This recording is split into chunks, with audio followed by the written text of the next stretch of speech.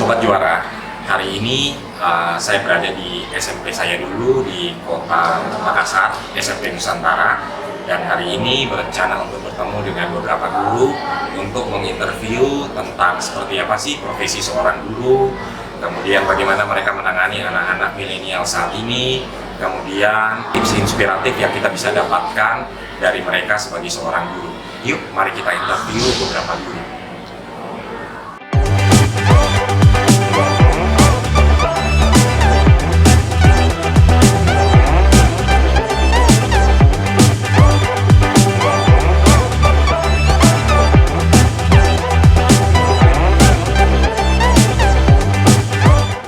Boleh juga nanya, boleh sharing waktu itu kenapa pengen jadi guru sih?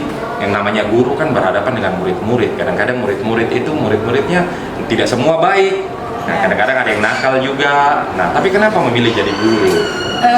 Saya memilih jadi guru karena saya lihat memang profesi guru itu memang kadang-kadang dianggap seperti sepele, tetapi yang dihasilkan adalah anak-anak yang baik dan berhasil. Halo Pak. Halo, selamat Pak Daniel. Ya, dengan Pak. Iya, Pak Daniel. Pak Daniel. Nah, ini saya juga saat ini dengan salah seorang guru, Pak Daniel. Pak Daniel boleh tahu mengajar mata pelajaran apa nih? Matematika. Oh, matematika. Salah satu pelajaran yang sulit nih dulu ya. Ya, banyak jadi momok. Ya, jadi momok. Pak Daniel sama juga di kesempatan ini Ya. mau bincang-bincang sebentar Pak Daniel tentang ingin tahu nih tentang profesi guru. Nah, kalau boleh tahu ya, Pak Daniel kenapa waktu itu memilih profesi guru dibandingkan profesi-profesi lainnya? Ya. Oke. Saya memilih profesi guru karena pertama, saya mengidolakan guru saya dari SD sampai SMA, sehingga saya tertarik dengan itu satu. Yang kedua, mungkin itu sebuah panggilan, ya, bahwa menjadi seorang guru itu sangat bagus menurut saya karena di antara sekian siswa kita, kalaupun ada satu dua yang memang dianggap kurang baik atau orang kategorikan nakal, tapi lebih banyak yang tidak nakal, dan saya yakin bahwa di antara itu semua mendoakan kita untuk sehat. Lebih banyak yang mendoakan kita untuk sehat, sehingga saya berpikir jarang guru stroke karena itu banyak doa siswanya. Wah, luar biasa. Jadi ternyata guru itu juga adalah seorang idola. Jadi seperti Ya, Pak Daniel, saya idolakan ya, mengidolakan gurunya sehingga beliau memilih profesi sebagai seorang guru. Ya. Dan yang kedua, ternyata guru itu adalah profesi yang mulia. Ya. Jadi ternyata banyak pun juga murid-murid yang mendoakan untuk kesehatan beliau-beliau para guru ini ya. Ya. Wah, luar biasa. Siap Pak Daniel Mege. Berikutnya Pak Daniel, mungkin cara menghadapi murid dulu. Saya yakin nih Bapak pasti sudah berapa Ya. tahun mengajar? Saya mulai mengajar dulu tahun 88. Wow. Di SMA. Ya. Saya masuk di sini 97. 97. Ya. Wah, jadi sudah dari 88 yang kita tahu karakteristik murid dulu sama murid sekarang nih beda nih. Kalau menurut Pak Daniel bagaimana nih karakteristik Ya, murid dulu sama sekarang? Sangat berbeda sekali dan luar biasa perbedaannya. Ya, ambil contoh kita saja dulu, ketika kita dulu menjadi murid, sangat hormat sekali sama guru. Ya, Takut, betul. malahan selain takut sangat hormat. Tapi sekarang antara kita dengan siswa itu sepertinya tidak ada lagi jarak. Ya. Tidak ada lagi jarak karena sering, dan memang itulah model pendidikan mungkin sekarang ini, bahwa siswa itu kadang harus menjadi teman, Ya. kadang juga menjadi anak, dan ya teman bermain dan seterusnya, sehingga sangat berbeda. Selain itu, pengaruh-pengaruh sekarang adalah karena pengaruh berbagai hal. Kita dulu itu hanya berbicara soal pengaruh lingkungan, Ya. tapi sekarang bukan lagi lingkungan yang berpengaruh, tapi pengaruh teknologi, perkembangan teknologi Ya. membuat anak-anak sekarang itu ya lebih mendengar HP-nya daripada orang tuanya. Orang tuanya ya. Apalagi gurunya sering-sering. Makanya di sekolah kita ini sering melarang membawa HP ke dalam kelas, Ya. karena itu.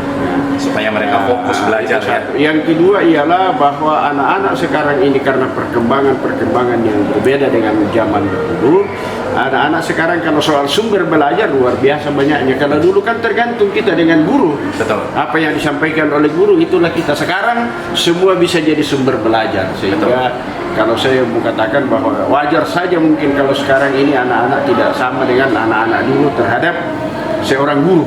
Nah, tetapi bagaimanapun juga guru tidak bisa digantikan dengan yang lain karena teknologi tidak mengajar kita etika dan macam-macam. Tapi guru memperlihatkan itu semua sehingga ada istilah orang mengatakan bahwa siswa itu sebenarnya ada seperti sebuah kertas yang harus kita tulisi. Apa yang kita tulis ke situ itulah yang dia akan bawa. Itu satu. Yang kedua, guru itu merupakan sumber yang dikopi oleh siswa. Jadi kalau umpamakan sebuah kertas dikopi, apa yang ada di situ itu yang dilihat oleh hasilnya seperti itu. Luar biasa. Jadi saya tertarik ada dua statement dari Pak Daniel. Yang pertama, teknologi tidak mengajarkan etika dan moral, tapi guru mengajarkan etika dan moral. Bagaimana menjadi orang yang berakhlak. Kemudian yang kedua, guru adalah sumber contoh atau teladan bagi murid-muridnya karena siswa akan mengkopi apa yang dilihat dilakukan oleh gurunya. Wah, luar biasa. Baik. Jadi bagaimana cara Bapak sekarang untuk mengatasi atau mendidik anak-anak zaman sekarang ini? Bapak ada tipsnya? Ya, saya pikir begitu banyak tips, begitu banyak metode dan taktik untuk menghadapi anak-anak zaman sekarang ini. Dan dengan keadaan seperti itu maka selain kita harus menyesuaikan, kita harus mempunyai tips tersendiri untuk menghadapi hal-hal seperti itu karena karakter anak-anak berbeda-beda, maka menghadapinya pun harus berbeda, tidak mungkin sama. Jadi kita tetap mengikuti aturan-aturan yang ada, tetapi di lain pihak kita punya strategi untuk menghadapi mereka seperti apa mereka itu. Jadi tidak serta-merta harus sama. Tapi ada hal-hal yang memang harus disampaikan secara bersama. Tapi dalam menghadapi anak-anak yang punya karakter berbeda-beda dipengaruhi oleh berbagai perkembangan, maka setiap guru mempunyai taktik tersendiri. Jadi karena siswa itu unik, makanya pendekatan terhadap masing-masing siswa juga berbeda-beda. Dan seorang guru harus bisa memahami karakter daripada siswa tersebut. Baik. Sebagai penutup, Pak Daniel, kira-kira mungkin ada pesan kepada para guru-guru di luar sana, ada tips, ada pesan inspiratif yang mau disampaikan kepada para guru-guru di luar sana? Pertama bahwa sebagai seorang guru harus menjadi teladan, menjadi contoh dan memberikan yang terbaik untuk anak-anak. Yang kedua, sebagai seorang guru juga kita tidak henti-hentinya untuk belajar memahami keadaan sekarang ini khususnya anak-anak kita sehingga melalui hal-hal seperti itu kita bisa mengarahkan anak-anak ini ke yang sesungguhnya. Selain memberikan ilmu pengetahuan, juga kita akan mengarahkan kepada etika-etika yang ada di tengah masyarakat. Baik, Pak Daniel.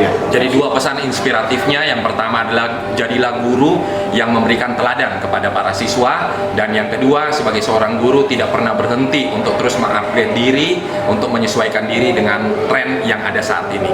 Baik, Pak Daniel, terima kasih untuk sharingnya, untuk pesan inspiratif para guru di luar sana. Sukses selalu buat Pak Daniel. Terima kasih. Sobat Juara, kali ini ngomong tentang profesi seorang guru. Dan hari ini kita sudah wawancara beberapa orang guru dari SMP saya dulu. Dan ternyata ada beberapa pesan inspiratif yang bisa dijadikan pembelajaran untuk kita semua. Yang pertama, sebagai seorang guru, guru itu menjadi contoh, menjadi teladan atau menjadi panutan bagi murid-muridnya. Mereka yang mengajarkan etika, mereka yang mengajarkan akhlak, mereka yang mengajarkan moral kepada murid-muridnya. Sehingga murid-murid akan mengkopi apa yang dilakukan oleh guru-gurunya. Jadi sebagai seorang guru, jadilah seorang teladan, contoh atau panutan. Yang kedua, sebagai seorang guru untuk bisa mengikuti tren, untuk terus mengupgrade diri sehingga bisa menyesuaikan diri dengan kebutuhan para anak didik. Sehingga ketika para guru bisa menyesuaikan diri dengan kebutuhan anak didik akan lebih dekat, lebih terbuka, dan bisa mengikuti apa yang dikatakan oleh para guru. Demikian Sobat Juara, semoga edisi profesi guru kali ini bisa menjadi inspiratif bagi para Sobat Juara.